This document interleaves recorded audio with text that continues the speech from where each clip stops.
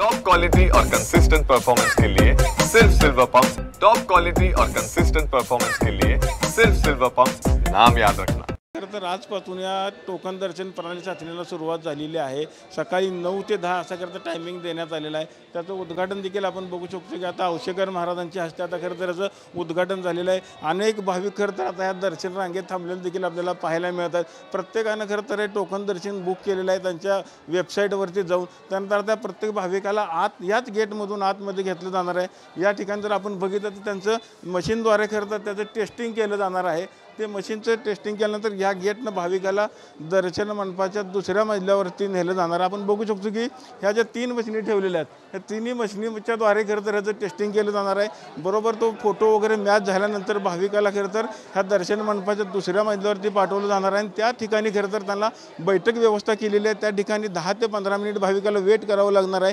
त्यानंतर भाविकाला त्याचं चहा पाणी नाश्ता असेल सगळ्या सुखसोयी खरं तर मंदिर प्रशासनाने या ठिकाणी देण्यात आलेल्या आहेत। जी पदस्पर्श दर्शनाची रांग दुसऱ्या मजल्यावर आल्यानंतर ह्या भाविकांना खरं तर त्या रांगेमध्ये अटॅच करून विठ्ठलाच्या दर्शनाकरता सोडलं जाणार आहे। आपल्याबरोबर मंदिर समिती सदस्य गहिनीनाथ महाराज औशेकर महाराज, आजपासून टोकन दर्शन प्रणाली चाचणी सुरू होते, काय सांगता?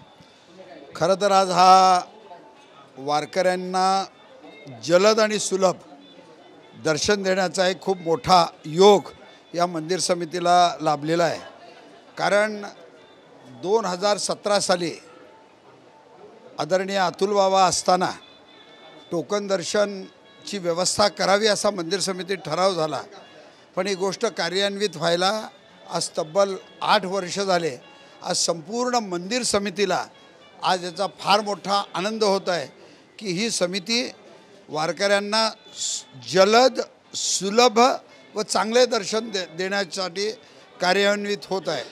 दुसरी महत्त्वाची गोष्ट, जेव्हा आम्ही हे दर्शन देत आहोत, दर्शन देत असताना दर्शन बारीतल्या लोकांना त्रास होणार नाही याची खबरदारी कशा पद्धतीत आपल्याला घेता येईल, काही त्रास होईल का, म्हणून आज मुद्दाम याची चाचणी ठेवलेली आहे, चाचणी।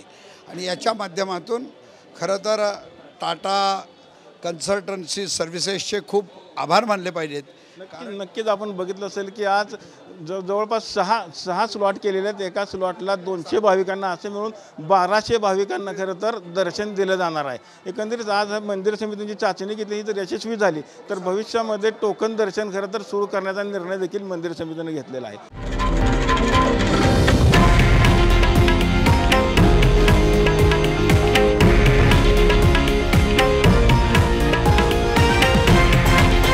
हे आहे देशातील नंबर 1 न्यूज नेटवर्क आणि आपण पाहत आहात TV9 मराठी, एकमेव।